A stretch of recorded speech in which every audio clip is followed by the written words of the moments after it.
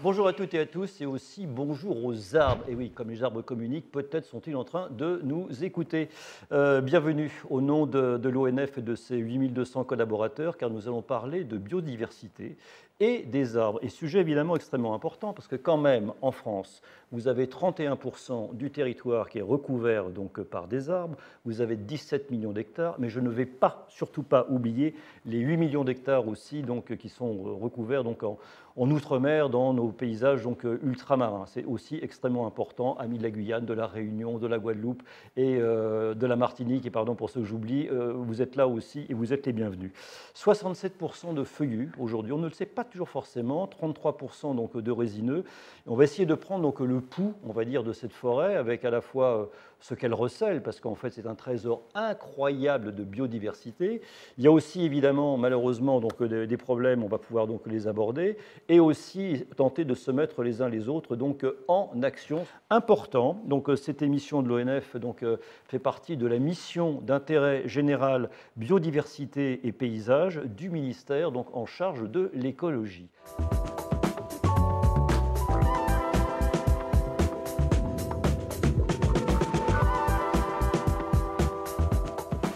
Alors, pour débuter, moi je vous propose tout simplement déjà, parce que je vais vous présenter donc nos quatre invités, mais de prendre un tout petit pouls en demandant à chacune et à chacun quelle est sa forêt préférée. Donc je vais me tourner vers vous, Alexandra Esquel. Alors vous êtes ingénieure agronome, vous avez un master spécialisé dans la conservation de la biodiversité. Allez, on y va, au milieu de toutes les forêts que vous connaissez, le petit coup de cœur, qu'est-ce que c'est? Le petit coup de cœur, notamment grâce à mon stage à l'ONF, c'était forêt dans les Vosges, vers l'Épinal. Ah ouais. Je ne connaissais pas du tout. Et super forêt, belle forêt avec des réguliers. Et j'étais sous le charme de Très cette bien, belle forêt. sous le charme, qui est aussi un très bel arbre. Exactement. Ce qui me permettrait de faire une liaison d'ailleurs tout à l'heure avec Vincent Munier, vous allez comprendre pourquoi. Je vais me tourner donc à présent vers Nirmala Séon-Massin, parce que vous êtes la directrice expertise au Muséum national d'histoire naturelle. On verra un peu ce que vous faites, mais votre forêt préférée, c'est laquelle? J'avoue une petite faiblesse pour la forêt de Soux dans la Drôme, Oui. un espace remarquable, un site géologique aussi tout à fait original et un havre pour de nombreuses espèces de faune et de flore et aussi pour les promeneuses et promeneurs qui peuvent la visiter. Alors nous sommes sous le pic des Trois Becs, me semble-t-il. Et vous avez d'ailleurs aussi une très jolie rivière qui s'appelle la Vèbre et qui signifie aussi, c'est comme la Bièvre, l'origine, et c'est le castor. Voilà, qui est aussi un ami en général des forêts. Tout à l'heure, je disais Alexandra, pourquoi? Parce qu'en fait, ça on ne le savait pas, mais vous êtes à côté, et ça on le sait, d'un Vosgien. Donc Vincent Munier, qui est quand même un homme qui est photographe, qui est cinéaste, qui est auteur, alors qui connaît par cœur, qui peut tutoyer, si vous voulez, aussi bien les grues cendrées, les grues japonaises, le bœuf musqué, le loup blanc d'Arctique, accessoirement un gros chat qui s'appelle une panthère des neiges, voilà, dans un endroit d'ailleurs où il y a très peu de forêt. Mais, cher Vincent, c'est une forêt vosgienne, vous aussi, alors, quand même? C'est chez vous ou... Oui, je dirais ça. C'est vrai que c'est là où j'ai appris quand même à appréhender tout ce monde de ces bestioles et du monde végétal. Donc oui, c'est la forêt derrière chez moi. La forêt d'Ousramont, c'est pas loin de ma ferme, où il y a un caractère un peu comme en Colombie-Britannique, pardon, où c'est plein de lichens, de mousse, avec des gros arbres, des vieux arbres, ce qui est quand même assez rare, et beaucoup d'arbres morts également. Donc je pense la forêt derrière la maison. Alors, nous allons sûrement changer encore de territoire. Laurent Tillon est chargé de mission biodiversité donc à l'ONF. Il me semble-t-il, vous qui avez quand même aussi écrit donc Être un chêne, donc Quercus, ça a été votre ami. On part en Ile-de-France peut-être? On part en Ile-de-France et Vincent Munier parlait de la forêt derrière chez lui. Ben, finalement, la forêt derrière chez moi, celle de mon enfance et de mon adolescence, la forêt de Rambouillet est celle qui est très chère à mon cœur. Et en particulier un petit sanctuaire dans lequel j'aime bien me retrouver régulièrement depuis une bonne trentaine d'années, au pied d'un chêne dont je raconte l'histoire dans ce livre que j'ai appelé Quercus. On va parler donc de la diversité de nos forêts, de cette biodiversité. On se doute bien qu'une forêt, ce n'est pas qu'une simple société d'arbres. Alors dites-nous, s'il vous plaît, en quoi nos forêts sont des trésors de biodiversité? Voilà. Des trésors de biodiversité, notamment parce que la diversité en France, moi j'ai eu la chance de pouvoir aller sur plusieurs forêts sur tout le territoire français et il n'y a pas une seule forêt qui se ressemble. Et je travaille plus particulièrement sur les arbres qui portent des micro-habitats. Et à travers ces arbres, on se rend compte de la richesse qu'il y a grâce justement à toutes ces essences différentes qui abritent toutes les espèces. Et à chaque fois, c'est assez magique quand on s'y attarde un peu, quand on regarde. Alors, on a envie d'avoir des exemples. Moi, j'ai envie de découvrir effectivement de différentes espèces. On ne va pas toutes les passer en revue parce qu'à mon avis, ça va être très compliqué. Il y a au moins 110 ou 120 espèces d'oiseaux, ça c'est une chose. Mais il y a des animaux que vous connaissez, des coléoptères qui vous sont chers. Qu'est-ce que c'est? Oui, j'ai travaillé dessus. Ça s'appelle les carabes. Donc, c'est une famille des coléoptères. Ouais. C'est un groupe qui est très diversifié. On peut en retrouver un peu dans tous les milieux, notamment justement la forêt, où c'est des super décomposeurs des nutriments, de la matière organique. C'est aussi des très bons régulateurs de population. C'est aussi utilisé, je sais, en agriculture. Donc c'est plutôt des bons amis et des bons alliés à avoir avec soi. Et ça, quand on fait un peu attention en forêt, on peut en retrouver un peu partout. Ouais. Nirmala, pour ce thème de la biodiversité, de la richesse forestière, au-delà des arbres, parce qu'on voit très très bien que c'est un écosystème incroyable, quoi. Oui, tout à fait, et avec une grande diversité aussi entre les différents types de forêts. Et vous avez mentionné aussi, Denis, nos forêts d'outre-mer qui viennent encore accroître très largement le patrimoine naturel forestier français qui est 17 millions en hexagone et 8 millions quand même en outre-mer. Dont la plus grande partie en termes de surface est en Guyane. Qui est de mémoire à 97% recouverte par la forêt. Je fais peut-être un petit zoom sur une forêt moins connue qui est celle de Saint-Pierre-et-Miquelon. Oui. Donc un petit confetti dans l'Atlantique Nord au large du Canada et qui recèle la seule forêt boréale française et qui est malgré tout soumise à un certain nombre de pressions et de menaces d'espèces exotiques, de pratiques de gestion du changement climatique, etc. Mais qui est aussi une originalité dans le patrimoine forestier français. Monsieur Biodiversité, donc à l'ONF, un des Monsieur Biodiversité, parce que on imagine que chaque personne donc, sur le territoire s'intéresse quand même à cette biodiversité. Donc, qu'est-ce que l'on peut dire sur cette diversité et surtout, sur toutes ces niches, j'allais presque dire, qui dialoguent entre elles et qui se répondent en permanence. Ouais, c'est l'une des particularités de ce milieu, c'est le fait d'intégrer à la fois la temporalité très longue, mais aussi la verticalité. Tout part du sol, avec un sol qu'on ne soupçonne pas aussi riche que ça, quand on se promène, notamment quand on est en forêt, sur un chemin ou même qu'on traverse le sous-bois. On a du mal à se rendre compte à quel point le sol est d'une richesse incroyable, avec des millions de micro-organismes par mètre carré, qui jouent un rôle de décomposition et d'assurer vraiment la vie de la forêt, la décomposition de la matière organique qui va être redistribuée pour les arbres, qui va leur permettre de grandir. Mais le fait que ces arbres grandissent et gagnent en verticalité, ça offre plein de supports très différents pour tout un tas d'espèces qui vont pouvoir s'installer. Et notamment au printemps, il y a une espèce que j'aime bien observer parce qu'elle signe la présence de tout un tas d'autres espèces et de tout un tas d'autres mécanismes au sein de l'écosystème, c'est la chenille tordeuse verte du chêne.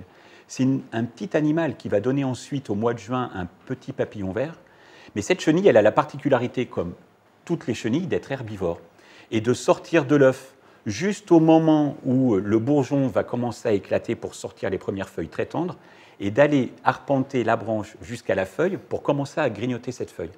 Et là, ça enclenche tout un tas de phénomènes. On découvre à ce moment-là que l'arbre met en place un système de défense divers et variés pour empêcher la chenille de le dévorer, mais en même temps pour alerter les autres feuilles qu'il compose du début de l'attaque par cette chenille tordeuse verte du chêne. Et à partir de ce moment-là, il va notamment fabriquer des molécules qui sont volatiles pour informer les autres parties de l'arbre. Mais ces molécules volatiles, elles sont redistribuées dans l'espace. Nous, on peut être amené à les respirer. On les appelle communément des phytoncides. Alors, les scientifiques aiment bien utiliser des mots compliqués pour les décrire. Ouais. Il y a des carotènes, des alpha-pinènes, des terpènes, des diterpènes, et j'en passe. Mais toutes ces molécules, quand on les respire, nous, ou tous les vertébrés, quand ils les respirent, en fait, ça enclenche une réaction immunitaire parce qu'on les détecte comme des molécules possiblement impactantes, alors qu'en fait, elles ne sont pas agressives pour nous. Mais nous, ça nous incite à tenter de nous défendre. Et donc, on sécrète et on fabrique des lymphocytes NK, qui sont ces fameuses cellules tueuses qui sont le premier rempart immunitaire. Puis il y a d'autres phénomènes qui entrent en ligne de compte, ce qui indique déjà que rien que par ce petit phénomène, Ah, mais là, vous nous parlez des nous, on est déjà en interaction avec ce milieu. Je veux dire, on parle des interrelations, on est absolument en plein dedans. Et même lorsque l'on parle d'une seule santé, ça, ce n'est pas encore totalement, si vous voulez, dans les cerveaux. Ce qu'on appelle le One Health, c'est-à-dire effectivement d'avoir aussi bien une santé de la nature dont nous faisons partie, santé du végétal, santé de l'animal et santé aussi de l'humain. Tout ceci va ensemble. Donc santé de la forêt. Tout ceci va ensemble. Et notamment, du coup, cet arbre-là qui est attaqué par la chenille, non seulement il essaie de se défendre, mais quelque part dans le jeu des interactions qui se construisent au sein du milieu forestier, il y a d'autres processus qui se mettent en place avec l'entraide qui peut s'installer entre les espèces. Alors, de manière plutôt involontaire. Mais on sait que notamment certains oiseaux, comme les pics, vont être capables à certains moments de sélectionner des arbres dans lesquels ils vont forer des loges, dans lesquels ils vont pouvoir... On le rappelle, ce qu'on appelle la loge, c'est l'endroit dans lequel le pic donc, va se poser, hein, c'est ça? Il va se poser, il va y nicher. Le problème, c'est que la femelle pic, elle ne peut pas sortir du nid trop longtemps, sans quoi la température au sein du nid baisse, et ça va affecter la reproduction. Donc il lui faut à manger à côté. Un arbre mort avec des larves de coléoptères saproxyliques, par exemple. Donc des coléoptères qui sont riches à Alexandra, qui sont très chers à Alexandra. Cher Alexandra, donc aussi, vous remerciez le pic tous les jours, pratiquement aussi. Donc, tous les jours, et je pense que je ne suis pas la seule à le remercier non plus. D'accord. Donc, ces loges sont utilisées, alors pas le pic noir, mais pour les autres pics qui forment beaucoup plus de loges. Ça va être réutilisé soit par d'autres espèces d'oiseaux, soit par des chauves-souris. Enfin, c'est celui qui est un peu le constructeur pour tous les autres.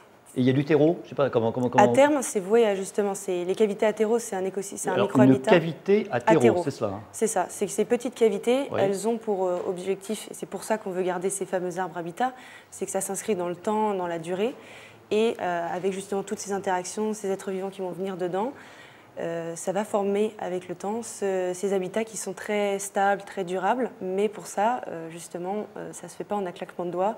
Les cavités athéro, ça peut mettre 150 à 200 ans. Et du coup, c'est pour ça qu'on a vraiment... c'est très important de pouvoir conserver des arbres comme ça pour laisser la possibilité à des micro-habitats comme ça de pouvoir se développer. Alors on va se tourner maintenant donc, vers Vincent Munier.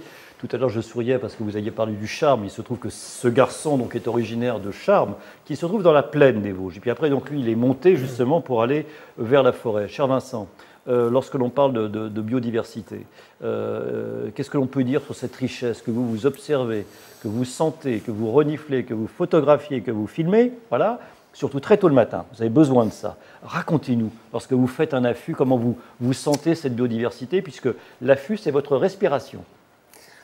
Oui, complètement. C'est vrai que ce mot biodiversité, j'ai toujours un petit peu de mal, mais oui. c'est un tout, c'est le vivant qui est autour de...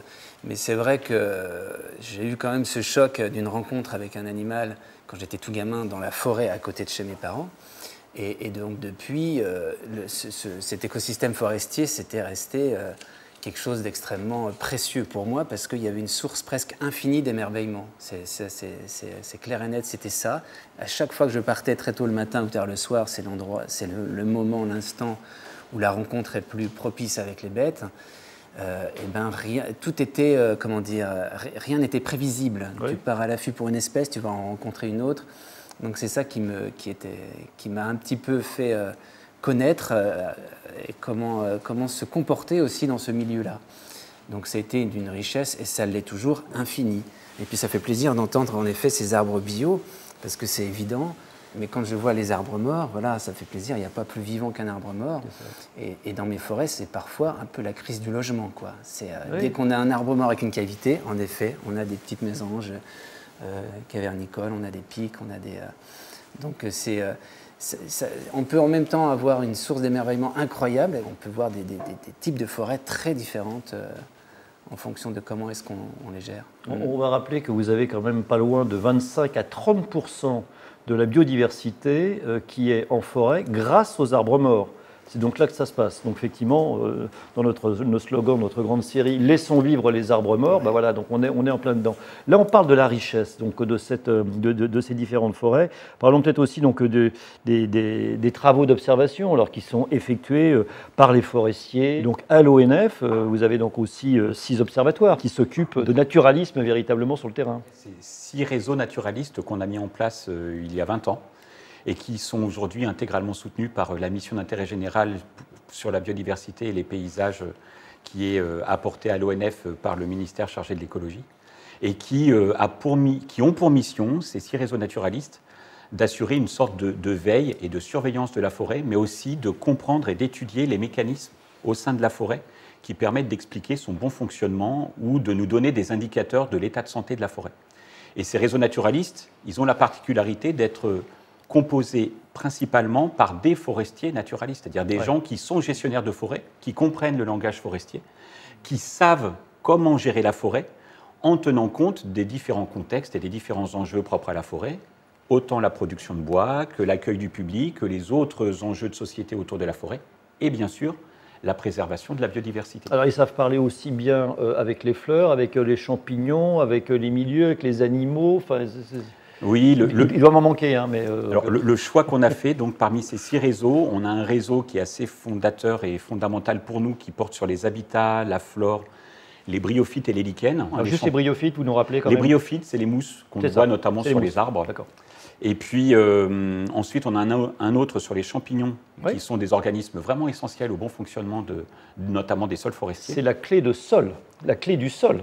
C'est la clé du sol. Du sol et la clé de sol, donc le champignon. Et puis ensuite, on en a 4 autres sur la faune. Un qui porte sur les insectes de manière globale, un autre sur les amphibiens reptiles, un autre sur les oiseaux et un autre sur les mammifères, que j'ai aussi la charge et la chance d'animer auprès de tout un tas de forestiers. Ça, il faut le dire, parce que, non, Laurent, c'est vrai que les fantômes de la nuit, alors les fantômes de la nuit, ce sont les chauves-souris. Hein, vous n'avez rien à craindre avec les chauves-souris, au contraire. Elles vont vous boulotter entre 3000 et 6000 insectes toutes les nuits. Ce sont des alliés prodigieux. Et ce sont vos copines. Hein, donc, je les aime bien, tout particulièrement. Ça marcherait très bien. Ce que je vous propose aussi, parce que donc c'est une émission qui est citoyenne, je ne vous l'ai pas encore présentée.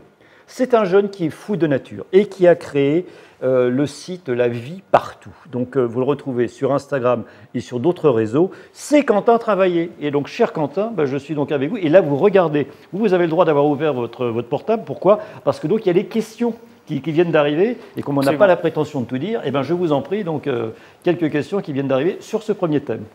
Alors, il y a des questions qui sont très intéressantes, et notamment des questions à tiroir. C'est évidemment ça que j'ai choisi, forcément. Oui. Et il y a une question, c'est est-ce qu'une forêt sait se gérer toute seule ? Parce qu'on parle du lien humain-forêt, grande question, et qui est couplée à une autre question, c'est si on est particulier propriétaire d'un bout de forêt, comment l'entretenir au mieux ? Est-ce qu'il faut rien faire ? Est-ce qu'il faut faire des choses ? C'est ça. Et, c'est pas fini. Et en alliant prélèvement pour bois de chauffage et préservation de la forêt, est-ce que ça marche, quoi ? Alors effectivement, on va passer donc après aux actions, mais déjà, est-ce qu'on peut dire que que l'inventeur ou l'inventeuse, l'inventrice, du développement soutenable, du développement durable, c'est la forêt ? Parce que si on lui fiche la paix, est-ce qu'elle arrive à gérer toute seule ? Alors, il y a une chose qui est très claire, c'est que les mécanismes écologiques font qu'une forêt, elle est capable de pousser toute seule. Avant que l'homme vienne s'installer en Europe, il y a quand même quelques temps, 80% de la surface métropolitaine était forestière. Dans les zones tropicales aussi, il y avait la surface forestière qu'on y connaît aujourd'hui. Donc, la question qu'il faut se poser, c'est plutôt comment nous arriver à tirer une ressource, ou en tout cas un bien, le bois, qui nous est nécessaire et indispensable. Ça pose des vraies questions de société. Par exemple, pour la construction, est-ce qu'il vaut mieux construire en bois plutôt qu'en béton très polluant ? Voilà.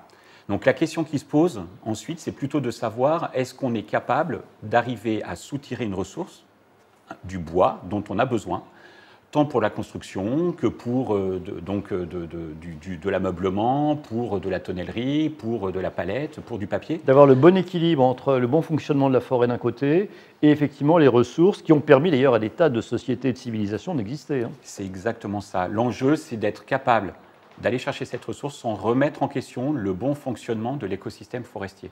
Et c'est ça le défi du forestier d'aujourd'hui. Ça a toujours été ça, mais là particulièrement avec les nouveaux enjeux qui se présentent, notamment le changement climatique qui est peut-être en train de rejouer là-dedans. Il faut être parcimonieux et gérer un peu sa forêt en bon père de famille pour s'assurer de toujours maintenir un petit peu de tout dans sa forêt. Donc on peut prélever un peu, mais en étant attentif à maintenir tous les éléments qui sont importants pour la biodiversité. Et la notion de beauté, là, non mais attendez, je parlais effectivement d'une forêt qui nous fait du bien. Quand on y va, effectivement, on a besoin de ça. On est envahi par quelque chose de plus grand que soi, a priori. Ah mais oui, complètement. Enfin, en tout cas, Moi, c'est ma sensation. Et c'est vrai que je vous ai parlé de la forêt qui n'est pas très loin de chez moi, là, mais qui est gérée, qui est exploitée, mais de manière parcimonique, comme le disait Laurent, où il y a quand même la possibilité de faire du bois de chauffage, du bois d'ébène, mais c'est dans une certaine mesure. C'est sûr qu'on va prélever de manière un peu ponctuelle quelques arbres. Et donc c'est un défi qui n'est pas simple. C'était pour rajouter aussi sur cette dimension de beauté de la forêt qu'un des éléments fondateurs de l'histoire de la protection de la nature en France, c'est la mobilisation des peintres pour sauver la forêt de Fontainebleau au XIXe siècle.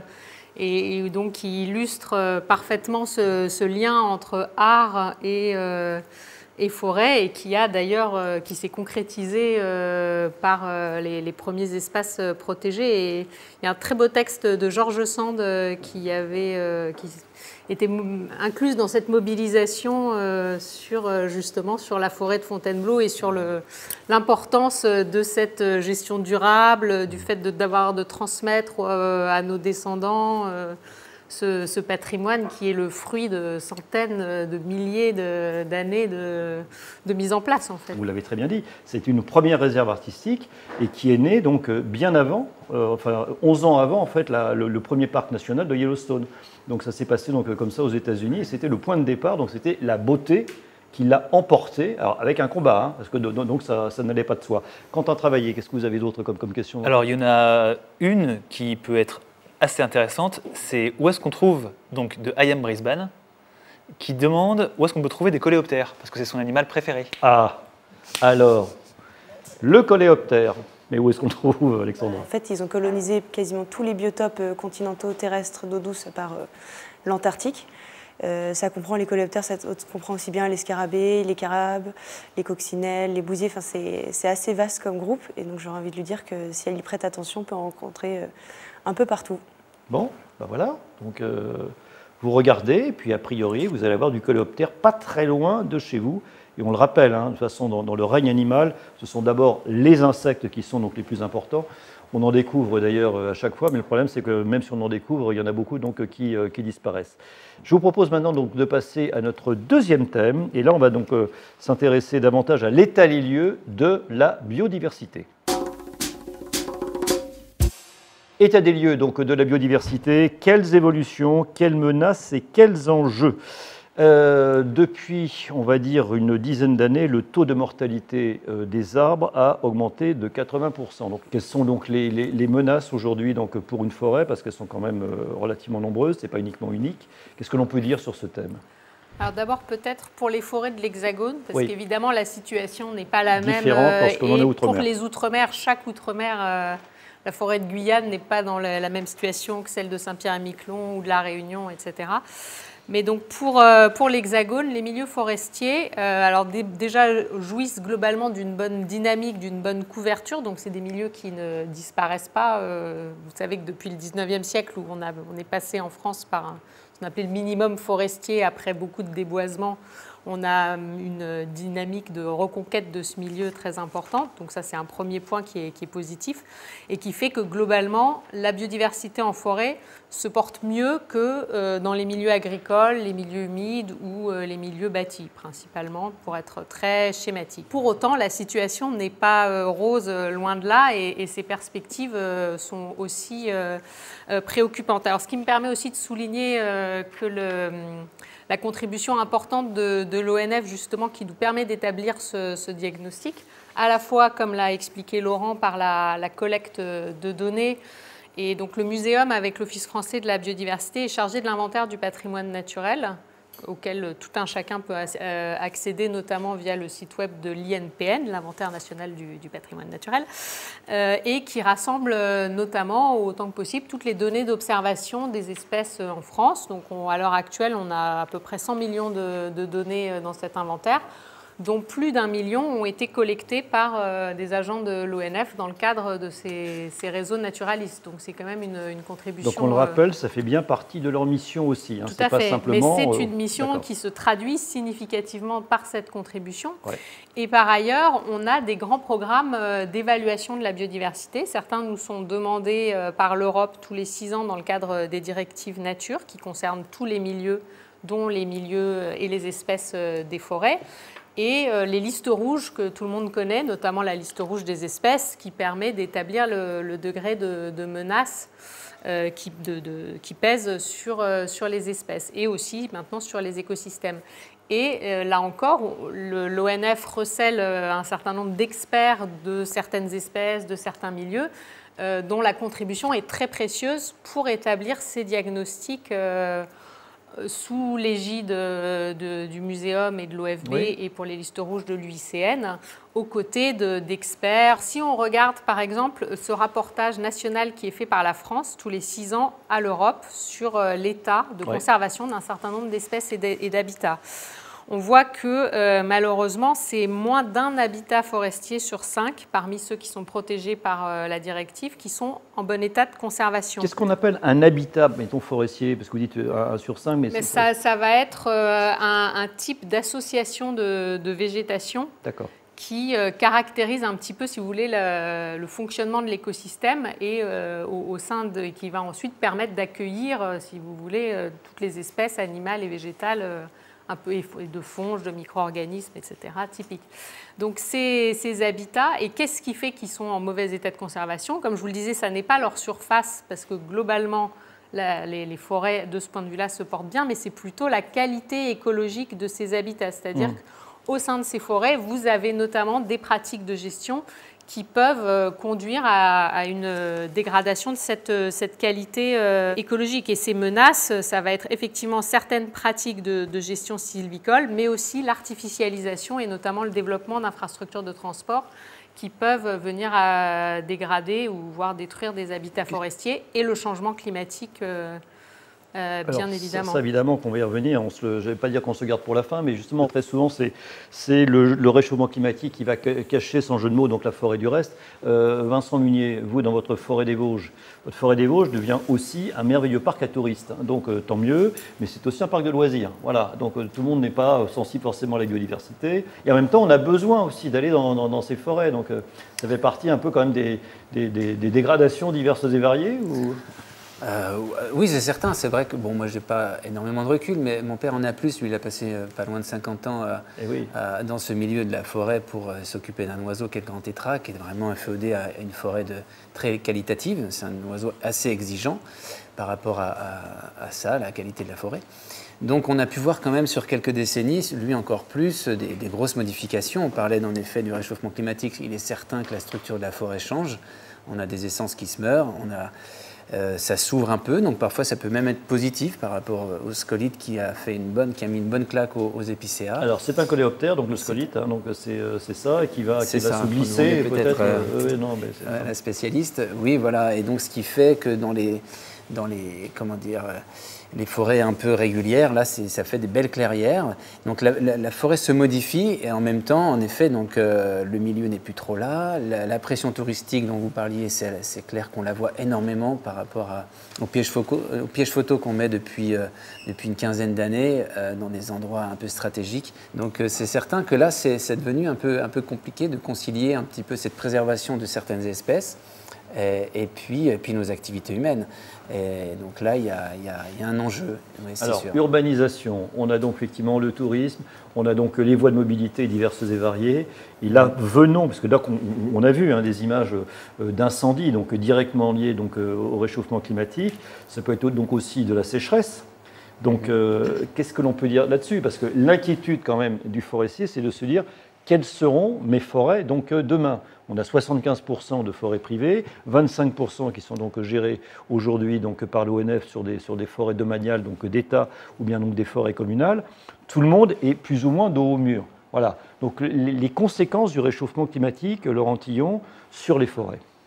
Mais les conséquences, elles sont relativement évidentes. En fait, nos forêts, elles subissent deux phénomènes conjointement.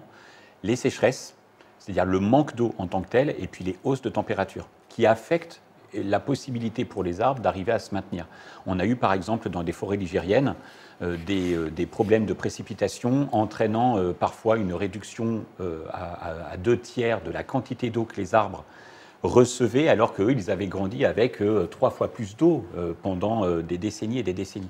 Or, les arbres, quand ils grandissent, eh bien, ils le font au regard de la quantité d'eau qu'ils peuvent réussir à faire monter jusqu'au canopé. Donc, ces sécheresses, elles affectent bien sûr le problème de la possibilité pour les arbres d'amener l'eau jusqu'en haut de la canopée. C'est une pompe d'ailleurs naturelle. C'est une pompe naturelle et qui relargue d'ailleurs de l'eau, qui vaporise un petit peu l'ambiance forestière. Reparlons de ces bienfaits, c'est aussi incroyable. C'est-à-dire que ça nous permet aussi d'avoir de l'eau et les forêts aussi sont des capteurs de pluie, quoi. Ouais, donc, exactement. Et le deuxième phénomène qui les affecte, c'est aussi les fortes températures. On a fait des mesures, notamment dans les forêts proches d'Orléans, vraiment sur les bords de Loire, avec en canopée des températures qui atteignaient près de 50 degrés au niveau de la canopée. Et là, ça devient de toute façon invivable pour l'ensemble des espèces qui sont natives, que ce soit de la flore, donc les arbres, comme la faune en elle-même. Donc c'est l'ensemble de l'écosystème qui est fortement affecté. Alors, parfois, certaines essences forestières, certains arbres sont capables de résister. Mais il est évident qu'à un certain moment, la coupe est pleine, entre guillemets, ou en tout cas, les arbres, ce sont aussi des êtres vivants qui n'arrivent plus à supporter ces conditions-là.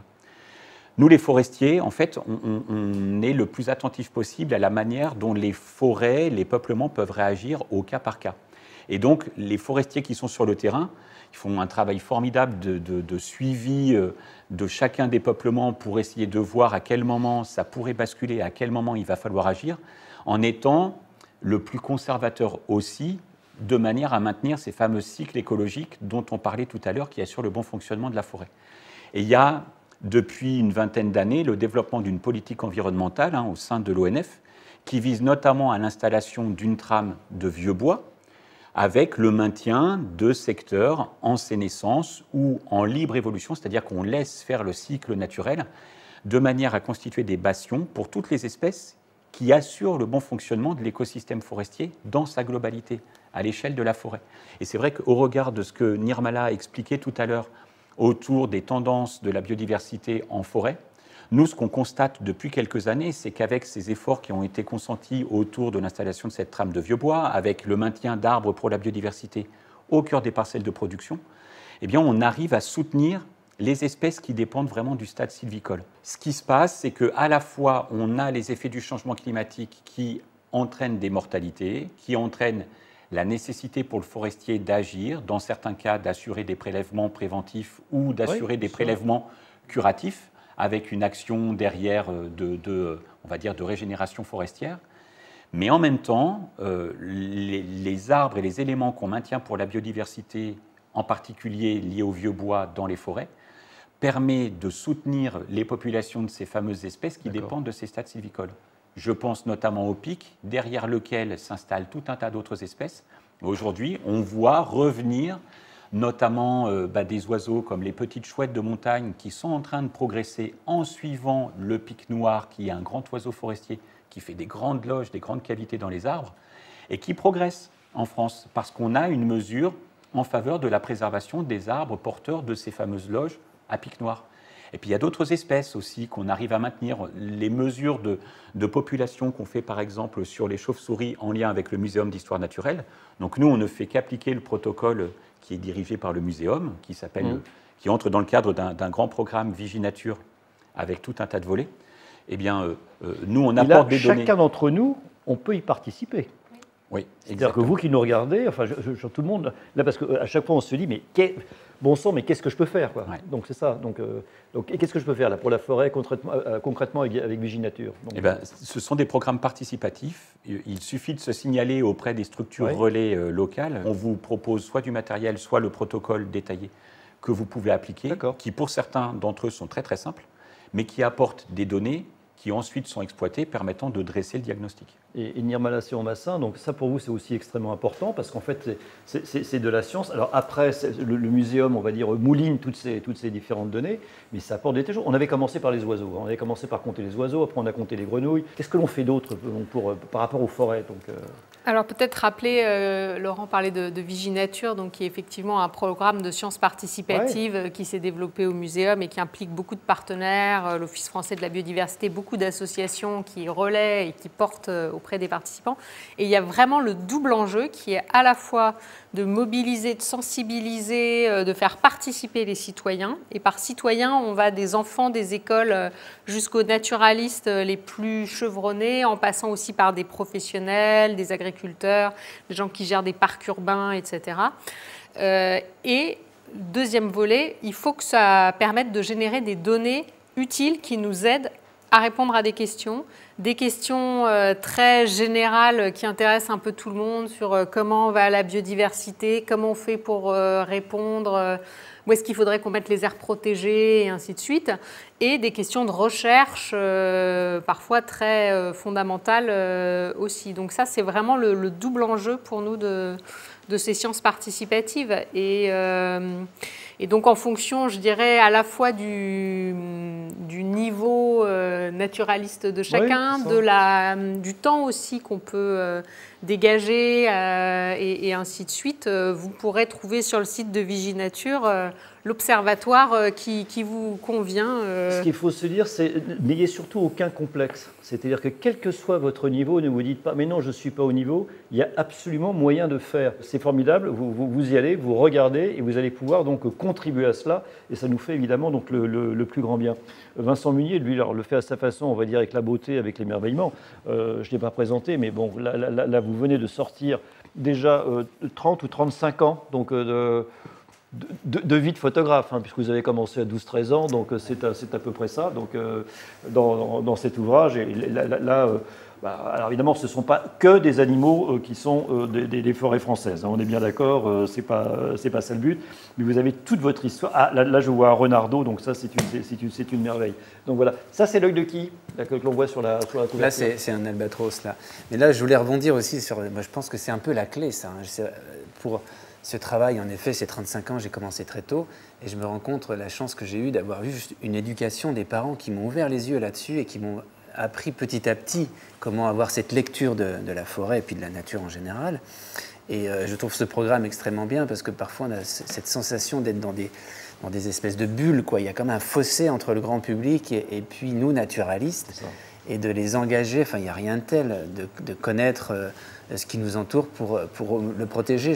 C'est la base en quelque sorte. Donc on revient à l'éducation et ces programmes de vigie et mettre les citoyens à contribution, je trouve ça probablement sûrement la solution, quoi, pour qu'on soit tous finalement sensibles à tout ça, parce qu'il y a un décalage qui est monstrueux et c'est un peu le but. Pour une de mes photos, évidemment, même si parfois j'ai la sensation que c'est pas suffisant, c'est évident. De sensibiliser par la beauté et par l'image, mais cependant il faut. Mais après, il faut essayer d'embarquer les gens avec nous sur le terrain concrètement, ne pas le vivre par procuration, par des films ou par des livres. Alors vous avez eu cette chance extraordinaire parce que vous rendez évidemment aussi hommage à votre père, donc Michel Munier, et qui a écrit cet ouvrage, donc L'Oiseau-Forêt, donc aux éditions Cobalan, 800 nuits quand même sous un sapin, donc une vie consacrée à un oiseau qui est donc le grand tétras. Donc, et donc voilà, donc je vous le montre. 800 nuits donc, sous un sapin, donc Michel Munier, donc le père de Vincent Munier, qui lui a vraiment distillé tout cet amour donc, de la nature. Puisque nous sommes donc quand même aussi sur ce problème climatique, demain, alors quand on dit demain, ça peut être du court terme, du moyen terme et aussi du long terme que l'on ne verra pas.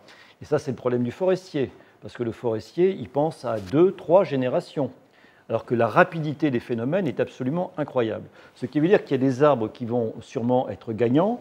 On peut penser par exemple au chêne vert, d'autres qui seront peut-être perdants comme le hêtre qui est un arbre de mi-ombre et qui a donc aussi besoin d'humidité. Donc ils essayent de remonter comme on dit, mais enfin ils ne prennent pas leurs petites papates, il leur faut quand même du temps, donc c'est ça. Donc il va y avoir est-ce qu'on est en train d'assister, sans s'en rendre compte, à une redistribution des cartes et on aura d'ici 10, 20, 30, 50 ans, j'en sais rien, mais un paysage forestier totalement différent. Le paysage forestier va inévitablement changer et très très vite, comme vous le dites. Pour vous donner une petite idée, en Île-de-France, on va être dans un climat pseudo-méditerranéen dans 30 ans, à peu près. Donc ça veut dire que normalement tous les arbres qui sont ici présents, qui sont plutôt d'un climat atlantique, subatlantique ou un peu continental, vont d'un seul coup se retrouver confrontés à un climat qui est celui du bord de la Méditerranée. Pourtant, ils sont présents. Donc, ce à quoi on s'attend, c'est à des modifications des habitats. Vous citiez le hêtre. Le hêtre, clairement, lui, il est en perte de vitesse absolument partout. On se rend compte, notamment dans la partie nord de la France, dans des secteurs où des hêtres ont poussé avec 1800, 2000 mm de pluie par an. Aujourd'hui, ils n'ont plus que 800 ou 1000 mm de pluie. Ça reste encore beaucoup, mais c'est 2 fois moins que ce qu'ils ont eu pendant 150 ans. Et ça modifie complètement leur capacité à se maintenir sur place. Néanmoins, on sait que ça, c'est en train d'arriver. Le faciès des forêts va changer. Mais dans plein de secteurs, dans plein d'endroits, ce que vont faire les forestiers, c'est qu'ils vont travailler au profit, et ça va être l'essentiel, ils vont travailler au profit de l'existant, de ce qui est présent, de toutes les petites poches de végétation forestière qui vont réussir à s'exprimer et à s'en sortir. On se rend compte par exemple chez le chêne qu'après 60 ans, il est capable déjà de produire des graines qui intègrent les modifications qui sont en cours maintenant. Donc il s'adapte, il est en train de muter, sans être forcément obligé de penser à d'autres espèces qui pourraient venir d'ailleurs et à planter. Oui, et il est en train d'embarquer avec lui toute une histoire qui va permettre très probablement, à certains endroits, d'avoir toujours de la chênaie. Par contre, on n'aura peut-être pas toujours des chênes de 40-45 mètres de haut comme on les a actuellement dans la forêt ligérienne. Mais il n'empêche que ça, probablement, ça ne va pas suffire. Et que, notamment, vous évoquiez la rapidité de ce changement climatique. Pour vous donner un exemple, le chêne, comme le chêne vert, lui, pour progresser, en gros, il progresse de 1 à 2 km par an grand maximum. Du coup, pour avoir du chêne vert, notamment dans le bassin parisien, ou alors en remontant à la vallée du Rhône, ça va prendre du temps.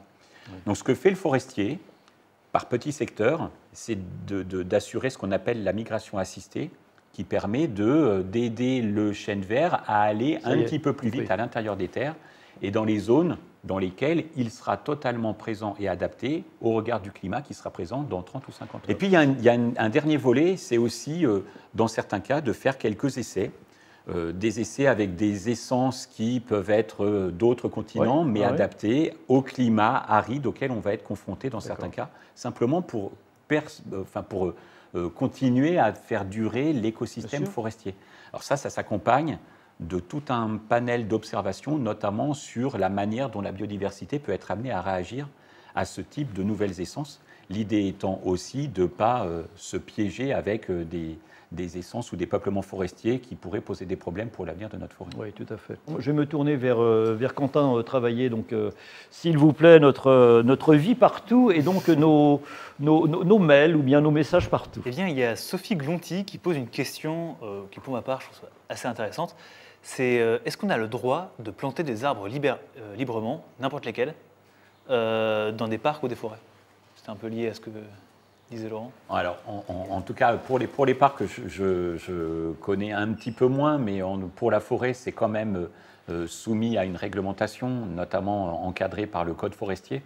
Et pour la forêt publique comme pour la forêt privée, les surfaces forestières doivent faire l'objet d'un plan de gestion qui encadre justement la possibilité de planter de manière à s'assurer qu'on fasse quelque chose qui soit raisonnable pour l'avenir de votre forêt. Donc il faut, bien sûr, vous pourrez le faire, mais sous condition de réclamer l'expertise de gestionnaires forestiers qui s'y connaissent un petit peu et qui peuvent vous guider. Quentin Travailler, allez, on a besoin d'une autre question. Alors, question de Sylvaine qui demande s'il y a des endroits ou des zones qui sont laissées en libre évolution en France. Alors, Laurent Tillon, en plus Sylvaine, donc c'est un nom de forêt, c'est Sylvae, c'est comme Sylvie, etc. Qu'est-ce que l'on peut dire? Eh bien oui, il y en a plein et ça fait partie de la politique justement de l'ONF depuis une trentaine d'années de mettre en place des espaces totalement dédiés à la libre évolution avec un statut fort de protection. C'est ce que nous, on appelle les réserves biologiques. Alors pour certaines, elles sont dédiées à des espèces et on a des actions de gestion, c'est les réserves biologiques dirigées. Et puis il y en a d'autres, pour près de 60 000 hectares en France métropolitaine, qui sont vraiment dédiées à la libre évolution, ce sont les réserves biologiques intégrales. C'est-à-dire qu'on n'y touche pas? On n'y touche pas. Pour certaines d'entre elles, il n'y a plus eu la moindre exploitation forestière, d'engins, de débardage ou d'actions ou d'activités. depuis pour certaines d'entre elles 60, 70 ans. Prenons les réserves de Barbizon à Fontainebleau, elles, ça fait 150 ans, hein, dans lesquelles il ne se passe absolument plus rien et où tous les processus écologiques sont en place. Alors certaines d'entre elles, notamment en plaine, ne font parfois qu'une cinquantaine d'hectares. Et puis, notamment dans le Vercors, on monte à plus de 3000 hectares d'un seul bloc, avec absolument plus d'activités forestières et sylvicoles. Si ce n'est qu'on les utilise comme support d'observation et comme référence pour comprendre comment fonctionne la forêt naturellement, de manière à essayer de caler la gestion forestière au regard de ce qu'on apprend de ces sites qui sont des vrais réservoirs de biodiversité. On va rappeler aussi qu'en fait, aujourd'hui, il n'y a plus, toutes les forêts, quand on dit une forêt naturelle, en fait, l'être humain est passé partout. Ce qu'on appelle une forêt primaire, il en reste encore à Białowieża, donc ça c'est en Pologne, mais sinon il n'en reste quasiment pas. Enfin, c'est toujours l'être humain qui est intervenu sur les forêts. Oui, historiquement, toutes les forêts de métropole, voilà. Même les forêts d'outre-mer, hein, en réalité, pour beaucoup d'entre elles, on est en train de découvrir des traces parfois passées, très anciennes, mais de présence de l'homme absolument partout. Ce qui compte aujourd'hui dans ces forêts-là, en tout cas dans les forêts dont on a la responsabilité, c'est d'être en mesure d'assurer une forme de mosaïque dans laquelle on va avoir ces réservoirs de biodiversité que sont les réserves biologiques, autour desquels on peut être amené à exploiter de la forêt. Ça constitue une sorte de mosaïque. Voilà, c'est un principe qu'on est en train de développer sur toutes les forêts publiques, la forêt mosaïque, et qui permet à la fois d'assurer une diversité justement de gestion, d'habitat dans lequel la biodiversité peut être amenée à s'installer. Et si ces réserves biologiques ont un statut fort, on y couple aussi le maintien d'arbres pour la biodiversité partout dans toutes les parcelles en production de bois, et aussi des petits espaces qui ne sont pas des réserves biologiques, mais qui, pour quelques hectares, sont aussi laissés en libre évolution au cœur des parcelles de production. Et ça fait des relais, des refuges pour la biodiversité. Quentin Travaillé, je vous en prie. Il y avait une question sur tout ce qui était sentier, chemin, comme on avait parlé un peu de ce sujet-là. Oui, La question, c'était, évidemment, je l'avais sous les yeux, c'est les balades des humains en forêt sont-elles nocives pour la nature? On en parlait un petit peu tout à l'heure, et qui est liée à une autre question. Donc ça, c'est une question de Renaud Sylvie, et là, c'est une question de Cindy88, qui demande c'est comment profiter de nos forêts sans les abîmer lors de nos passages. Pas mal, effectivement. Bon. Un élément intéressant qui est sorti des évaluations que la France rend à l'Europe, c'est que pour les milieux littoraux, globalement, la fréquentation, l'artificialisation, etc., sont parmi les plus grandes menaces sur ces milieux et les pressions les plus souvent rapportées pour les espèces et pour les habitats. Et donc, notamment les milieux dunaires, etc., où vous pouvez avoir des forêts de protection aussi contre l'érosion. C'est un rôle des forêts, d'ailleurs, dont on n'a pas encore beaucoup parlé. Je vous en prie, allez-y. Mais effectivement, cette multifonctionnalité des forêts et leur rôle de protection contre des événements extrêmes, des glissements de terrain, des inondations, etc., leur contribution au cycle de l'eau aussi, à la qualité de l'eau, à la régulation des sécheresses, des inondations. Elles vont filtrer, elles vont retenir l'eau et elles vont aussi filtrer l'eau de manière incroyable. Tout à fait. Et donc, c'était toutes ces fonctions qui sont très importantes et dont on bénéficie parfois sans même s'en rendre compte, qu'il est aussi important d'avoir à l'esprit dans les choix de gestion qui sont faits. Et effectivement, malheureusement, même le piétinement, la fréquentation par des humains quand ils sont trop nombreux, sans parler des courses de quad et autres, bien sûr, oui, d'accord. mais peut avoir des incidences. Je voulais aussi rebondir sur ce que disait Nirmala à propos justement des promeneurs et de l'impact de ces promeneurs en forêt. On a mis à disposition du grand public sur le site de l'ONF la charte du promeneur en forêt, à laquelle on peut se référer pour tous les bons gestes à avoir quand on se promène en forêt. Et parmi eux, il y a 2 ou 3 éléments qui me paraissent vraiment essentiels. Le premier, c'est de bien se préparer quand on va en forêt. Et puis on y va en ayant regardé un minimum la carte pour savoir exactement où aller, mais aussi quels sont les endroits qui peuvent être à éviter. Rester sur les allées balisées, c'est aussi un élément qui est important. On a pu constater, notamment au moment des confinements, que la faune s'était redistribuée absolument partout, notamment en bordure des allées. Et au moment où on a réouvert l'accès aux forêts, à partir du milieu du mois de mai, eh bien, les animaux qui étaient en bordure des allées forestières étaient dérangés et étaient obligés de se remettre à nouveau au cœur des parcelles. Mais en fait, le cœur des parcelles, à partir du moment où on n'y va pas, pour l'essentiel des espèces, c'est suffisant pour trouver des endroits dans lesquels ils vont être tranquilles, notamment en période de reproduction. Voilà. Et c'est tous ces éléments-là qui sont exposés dans la charte du promeneur. Encore une fois, disponible sur le site de l'ONF, onf.fr. Et là, vous avez tout un tas de conseils à suivre lorsque vous vous préparez à une promenade en forêt. Je vous propose de passer donc maintenant à notre dernier sujet, sensibilisation sur l'importance de la conservation et de la gestion durable des forêts. Alexandra, vous-même qui êtes quand même aussi assez engagée, moi j'ai envie de savoir pourquoi vous êtes sensibilisée et pourquoi vous avez fait ce cursus d'études qui vous est cher par exemple. Je pense qu'on peut déjà revenir aussi à la notion dont on a parlé de la beauté, où vraiment on est face à des milieux moi je suis très émerveillée et de voir à chaque fois comment tout est bien fait, comment tout est lié. Et je pense que c'est ça qui m'a beaucoup portée à vouloir protéger, parce que aujourd'hui, c'est vrai que ma génération, comparée peut-être à la génération de mes parents et de mes grands-parents, on est obligé de se sensibiliser, et on est obligé d'être informé et de quand même d'agir, parce que c'est quelque chose qui fait partie de notre présent et qui va de plus en plus faire partie de notre futur. Et donc, je sais qu'aujourd'hui, tout ce qui, on en a parlé, les questions sur le changement climatique, le calcul de notre empreinte carbone, ça, tout le monde est au courant. Mais ce qu'on disait tout à l'heure, ça cache aussi un peu, et ça fait peut-être un peu d'ombre à la biodiversité. Et on en a parlé, le changement climatique et la biodiversité sont directement liés. Et voilà, de prendre conscience qu'aujourd'hui, chacun de nos gestes ont un impact sur cette biodiversité. Et justement, moi, je trouve aussi qu'en faisant des cursus comme le mien, il y a une petite mission justement de sensibiliser, de montrer aux gens que voilà, c'est intéressant de se poser parfois, de mettre son téléphone de côté et d'aller en forêt. Il n'y a pas besoin de grand-chose, il y a juste besoin de prendre ses yeux, ses jambes et d'écouter. Et c'est comme ça, c'est en se prenant ce temps-là qu'on se rend compte qu'il y a de la biodiversité, il y a de la vie, qu'on n'est pas seul et qu'on vit avec ce monde-là et qu'il a tout autant cette place que nous. Et Vincent, alors ça évidemment, ça vous parle parce que je le disais depuis une douzaine d'années, vous êtes un homme qui pratiquait donc l'affût. Donc qu'est-ce que l'on peut dire à nos amis donc, qui nous regardent sur cette notion donc, de sensibilisation voilà. Mais quand même, le mieux c'est d'essayer d'y aller quoi, dans la forêt, non ? Oui, je crois. Il y a plusieurs possibilités. En effet, c'est soit les parents, des amis, la famille. Les CPN, les clubs pour la nature, font un travail assez formidable.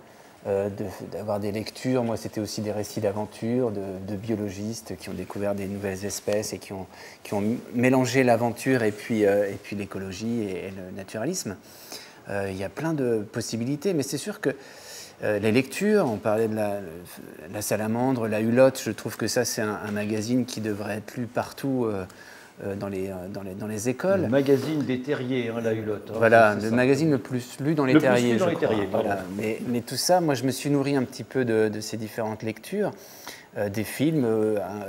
Un rien pourrait apporter un déclic, et je trouve que, il me semble, mais je suis sûr de rien évidemment, mais qu'on a tous une capacité à s'émerveiller quand on est gamin, qui est vite érodée par... dès qu'on arrive à 10-12 ans au collège. Par le rationnel. Par le côté, déjà la comparaison avec l'autre, les notes, la compétition, et ça c'est quand même un peu dommage, parce que finalement elle reste ancrée au profond de chacun, à mon avis. Il suffit juste de la raviver, de la réveiller, et par différents moyens, quoi. Et là, vous parliez de la biodiversité, moi aussi souvent j'en parle, ça réchauffement climatique, biodiversité. Et la biodiversité, c'est quelque chose qui est plus facile à voir concrètement, quoi. Faire revenir du vivant dans un endroit qui s'est appauvri de notre faute, c'est quand même assez jouissif. N'importe où, que ce soit dans nos cultures intensives qui ont été, voilà, les sols sont très pauvres, il va falloir plusieurs années, mais malgré tout, en replantant des haies, en laissant un petit peu du spontané, comme le disait Laurent, ou autre, il y a une satisfaction qui est assez directe. On voit la vie revenir. Et on parle de refaire des petites mares, de faire des murs, laisser des ronces, évidemment, un petit coin sauvage, en libre évolution dans son jardin. Et tout ça, c'est des petites choses. Si on s'échappe en effet de nos écrans et qu'on va prendre le temps de se poser, ça c'est un peu la technique affût que je pratique. Et c'est une satisfaction gratuite et qui nous indirectement, nous fait du bien et nous apaise, je suis persuadé, parce qu'on est tous, étant gamins, émerveillés, et même adultes, on l'est, mais la société nous fracasse un peu. Est-ce qu'on a, Nirmala, toutes les connaissances? Non, bien sûr que non, on ne les a pas. Mais peut-être, qu'est-ce qui nous manque, on va dire, aujourd'hui? Est-ce que c'est du sensible? Est-ce que c'est de la connaissance? Les deux mots en général?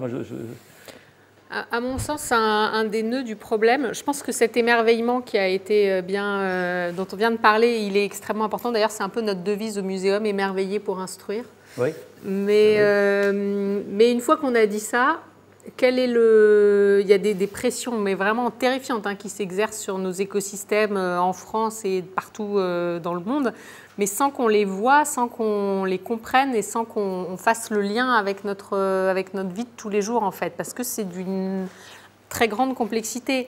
Et bon, alors déjà, surtout avec 75% d'urbain aujourd'hui. Voilà, donc déjà connaître les espèces, la nature, c'est un premier point, mais ensuite, déjà, comprendre en fait ce que c'est qu'un écosystème, une nature qui va bien. On a une vision très jardinée, alors les gens aiment beaucoup, voilà, propre, c'est le mot, rien qui dépasse, pas de ronces, pas de, voilà, tout est bien aligné. Mais ça, alors c'est déjà, c'est mieux qu'un parking, c'est sûr, en termes de nature. Mais la nature contrôlée, quoi. Mais c'est pas tout à fait non plus ça, un écosystème qui fonctionne bien et qui nous rend un certain nombre de services, d'aménités, de fonctions qui nous sont, qui vont de l'indispensable à l'agréable en fonction de la hiérarchie des priorités de chacun. Si on veut arrêter cet effondrement de la biodiversité et peut-être même l'inverser, il faut qu'on revoie jusqu'à nos modes de vie, jusqu'à nos priorités, jusqu'à ce qu'on considère comme étant une bonne vie, nos modes de production, de consommation. C'est des changements qui sont extrêmement profond et en fait, et c'est peut-être là aussi où on manque de connaissances, c'est comment on amorce de tels changements. Ça ne va pas être un chemin pavé de roses. Se dire que de toute façon, on a besoin de cette nature, prenons ce mot de nature, qui est quand même tout à fait compréhensible par tout le monde. Sans elle, sinon on ne s'en sortira pas. Laurent Tillon, donc on imagine bien que quand même les forestiers, là on parle de l'ONF, je le rappelle, 25% des forêts françaises qui sont gérées donc par l'ONF, ont aussi le souci de la biodiversité. À la fois vous devez sortir du bois, vous en avez parlé aussi, et heureusement parce qu'on a aussi besoin de bois énergie, de bois pour fabriquer nos maisons, etc.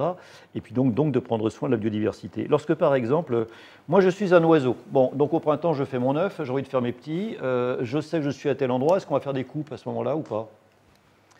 Non, on ne fait pas de coupe au printemps. En pleine période de reproduction, on a des préconisations qui, justement, empêchent d'avoir des pratiques qui peuvent être destructrices pour les oiseaux. Alors, il peut y avoir occasionnellement des travaux forestiers qui peuvent être nécessaires, notamment pour permettre les exploitations qui auront lieu à partir de l'automne ou de l'hiver. Mais il n'y a pas de gros travaux ou d'exploitation qui peuvent impacter en période de reproduction les oiseaux ou les autres espèces. Donc ça, on est attentif à ce genre de comportement dans la manière de gérer nos forêts. Et ça tient à la nécessité justement de tenir compte des différents piliers de la gestion forestière qui sont l'accueil du public, qui sont la production de bois, qui sont la préservation de la biodiversité et de l'environnement en général. Et je crois qu'en fait, cet engagement-là qu'on a au sein des forestiers, pour en discuter avec beaucoup de mes collègues, et notamment pour rebondir sur ce que vous venez de raconter, sur ce qui justifie le fait qu'à un moment donné, on prenne toutes ces précautions.